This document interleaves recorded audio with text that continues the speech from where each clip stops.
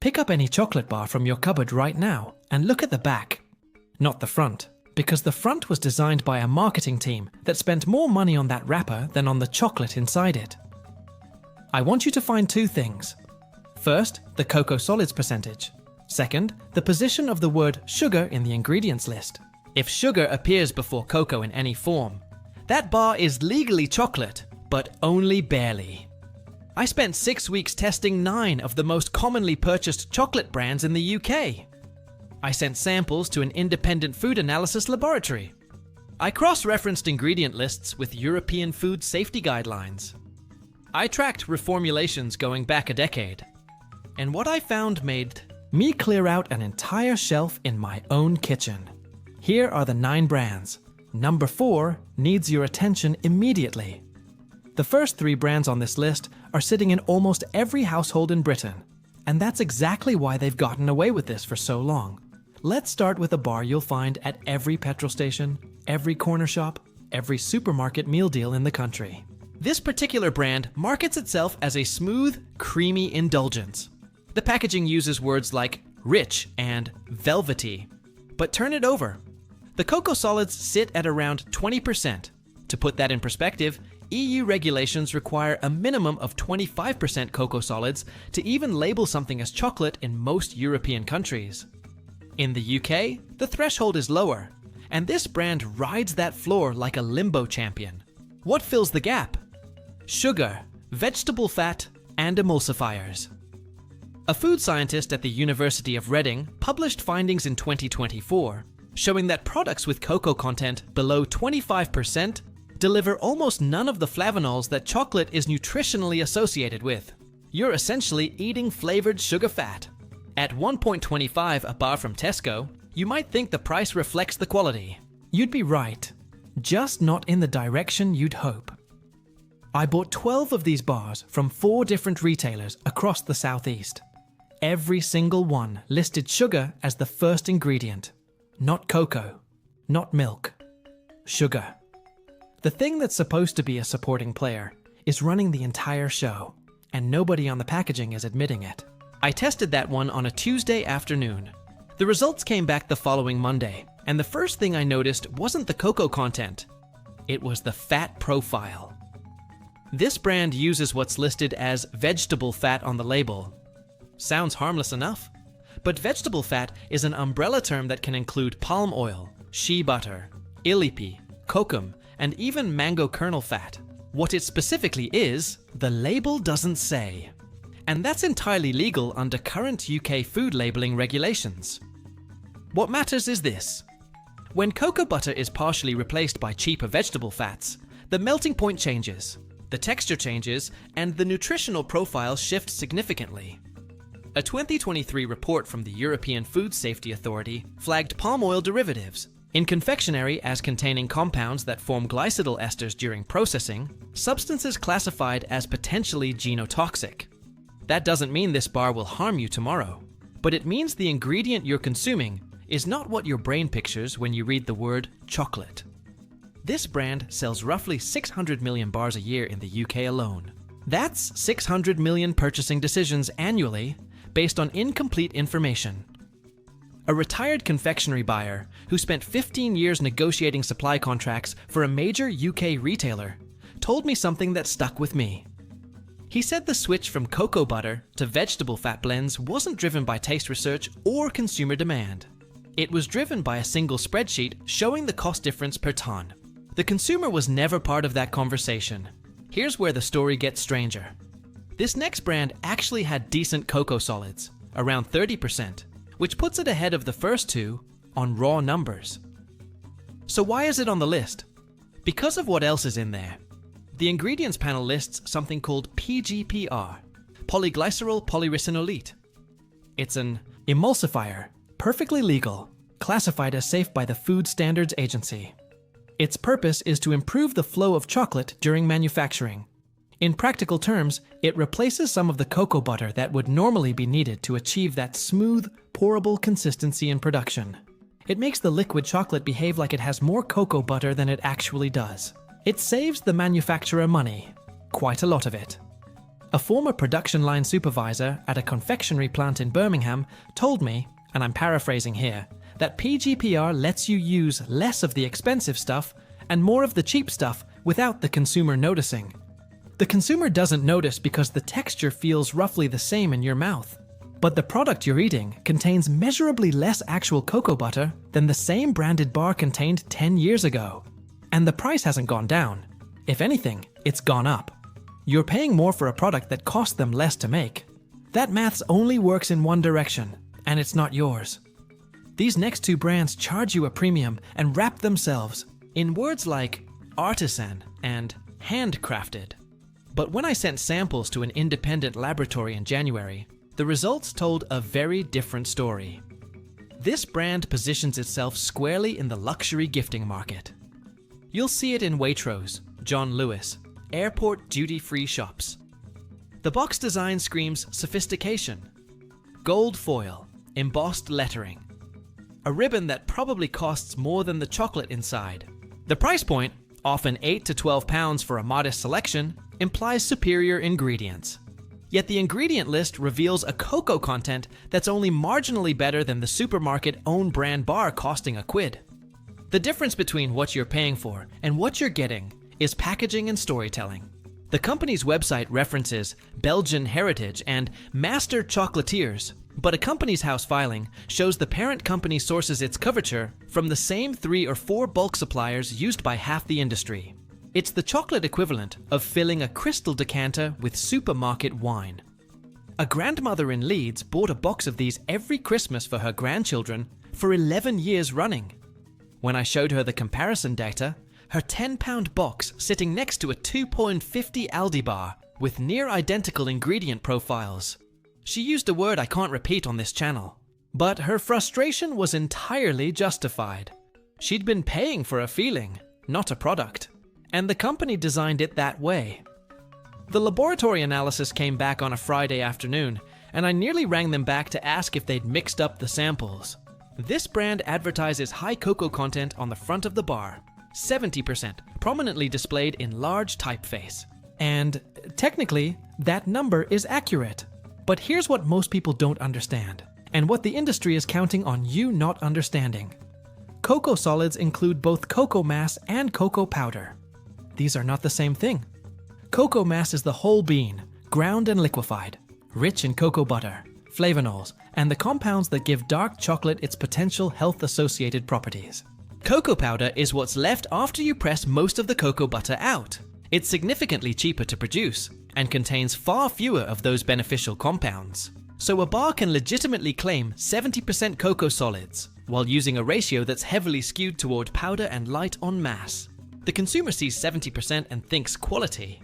The manufacturer sees 70% and knows exactly how they engineered that number. A nutritional biochemist at King's College London explained it to me in terms anyone can understand. Cocoa content percentage without specifying the mass to powder ratio is almost meaningless as a quality indicator. It's like saying a car has a powerful engine without telling you whether it's a 4-cylinder or a V8. This bar retails at £3.85 in Sainsbury's. You're paying nearly £4 for a number on the front that doesn't mean what you think it means. I need to stop here, because something came up during this investigation that changed my entire approach to this list. When I started, I thought I was ranking 9 bad products. That's it. 9 brands. Here's why they're disappointing. Here are better options. Move on with your life. But around item 5, I started noticing a pattern that goes much deeper than any single bar of chocolate. Every brand on this list, every single one, has reduced its cocoa butter content over the past decade. Not dramatically, not in a way that would trigger complaints or make headlines, but incrementally, year after year, reformulation after reformulation. The bar you're eating today contains measurably less actual chocolate than the same branded bar contained in 2015. This process has a name in the industry. It's called optimization. What it means in practice is this. Find the cheapest possible combination of ingredients that still falls within the legal classification as chocolate, still tastes close enough that loyal consumers don't write angry letters, and delivers the widest possible profit margin. It's not illegal. It's not even unusual. It's standard operating procedure across the entire sector. But it means that when you see items 4 through 1 on this list, understand that these aren't just 9 bad products I've picked out to complain about. They're the logical endpoint of a system that financially rewards companies for making food worse, slowly enough that you don't notice until someone points it out. Number 4 is the one I told you to check your cupboard for, and I wasn't being dramatic. There's a specific reason this one demands your attention today. This brand is marketed primarily at children. Bright colors, cartoon-adjacent branding, fun shapes, sold as individual bars, multi-packs, and in lunchbox-sized portions specifically designed to fit into a child's packed lunch. Parents across Britain put this in their kids' bags every single school day without a second thought. The Cocoa Solids content sits at barely above the legal minimum. But that's not the main issue with this one. The sugar content per serving is 13.2 grams. For context, NHS guidelines recommend that children aged 7 to 10 consume no more than 24 grams of free sugars in an entire day. One of these bars, marketed at children, sized for lunchboxes, designed to look fun and harmless, accounts for more than half. That daily allowance before your child has even left the school canteen. And here's the part that made me want to film this video right then and there. The brand recently reformulated. They changed the recipe. The company issued a press release about improving the recipe for modern tastes, and the sugar content went up, not down. They made it worse and called it an improvement. A mother in Bristol contacted me after seeing my initial post about this on social media. She'd been packing 2 of these bars in her son's lunchbox daily for over a year. She thought she was being a good mom, giving him a little treat to brighten his day at school. When she read the sugar data, she sat at her kitchen table and cried. Her words, not mine. I thought I was giving him a treat. I didn't realize I was giving him his entire day's sugar in 2 snacks. That's not a parenting failure. That's a labeling failure. And it's deliberate. Let me show you something the packaging deliberately distracts you from. This brand uses a specific marketing technique called heritage framing. The wrapper features vintage-style typography, pastoral imagery, rolling green hills, contented dairy cows, the suggestion of tradition, and careful craftsmanship. It evokes a Britain that makes things properly, a Britain your grandparents would recognize. But the product inside that wrapper is manufactured using a process called crumb technology, which was developed not for flavor quality, but for shelf stability and cost reduction. The milk is combined with sugar and cocoa liquor, then dried into a powder, then reconstituted during the manufacturing process. It's efficient. It's clever from an engineering standpoint, but it produces a fundamentally different flavor compound than traditional European chocolate-making methods. And the reason British chocolate tastes noticeably different from continental European chocolate is not, as the company would very much like you to believe, because of a unique and treasured recipe passed down through generations. It's because this process creates butyric acid as a natural byproduct. That's the same compound found in Parmesan cheese and, frankly, in human vomit. You've been trained since childhood to associate that particular tang with chocolate because that's the chocolate you grew up eating. Your taste memories were formed around a manufacturing byproduct. It's not heritage. It's not tradition. It's cost engineering marketed as nostalgia. And every time you buy it because it tastes like childhood, the strategy is working exactly as intended. 3 months ago, a retired food industry consultant in Manchester agreed to speak with me on condition of anonymity. He'd spent 22 years working with major confectionery brands on supply chain logistics and sourcing contracts. What he told me about this brand, the second worst on my list, kept me awake that night. The cocoa used in their mainstream product line is sourced from suppliers that have repeatedly appeared in investigative reports and documentary exposés about labor exploitation in West African cocoa farming. The company's website features a prominent sustainability statement. It mentions commitments and partnerships and ongoing progress. The language is warm, optimistic, designed to make you feel good about your purchase. But when I checked the certification databases maintained by Fairtrade and the Rainforest Alliance, this particular product line Their best-selling everyday bar doesn't carry either certification. The premium line does. The gifting line does. The limited edition seasonal range does. But the everyday bar, the one millions of ordinary people pick up weekly from Morrison's or A's Day without a second glance, does not. Think about what that means. The company clearly understands the importance of ethical sourcing because they've invested in certification for their expensive products, the ones bought by consumers who are more likely to check. They just haven't extended that standard to the products bought by people on tighter budgets. You're not just eating a lower quality product, you're potentially funding a supply chain that multiple human rights organizations have repeatedly flagged as deeply problematic. And the company knows it. They've proved they know how to do better. They've chosen not to do it for you. And that brings us to number 1. I left this brand until last because it represents everything wrong with the current state of UK chocolate in a single, increasingly smaller wrapper. This brand recently underwent what the industry calls a weight out. The bar got physically smaller. Not a new shape, not a redesign, just less of it. The price stayed the same, or in some retailers, quietly increased by 10 or 15 pence. This practice, sometimes called shrinkflation, has been widely documented by the Office for National Statistics, which found that confectionery was one of the product categories most aggressively affected between 2022 and 2025. But this brand went further than simply giving you less. They reformulated at the same time. Less cocoa butter, replaced with vegetable fat. Less cocoa mass, substituted with cheaper cocoa powder. The ingredient list got longer. The bar got shorter. And then, and this is the part that still genuinely baffles me, they launched a marketing campaign calling the new version New and Improved. The old bar, the one people remember from their childhood, the one your dad used to buy from the newsagent on a Saturday morning while you waited outside on your bicycle, the one that meant the weekend had properly started. That bar no longer exists. What replaced it is physically smaller, contains cheaper ingredients, costs more money, and is being sold to you, to your face, with the word improved on the wrapper. A pensioner in Nottingham wrote to me about this. He's 83 years old. He's been buying this exact bar every week since 1968. He noticed the change before I did. His letter said, "And I'll never forget this." They think we're too old to notice, but we remember what proper chocolate tasted like. After 6 weeks of testing, 3 brands came back with results that actually matched what their labels promised. The first is a brand you'll find in most Aldi and Lidl stores.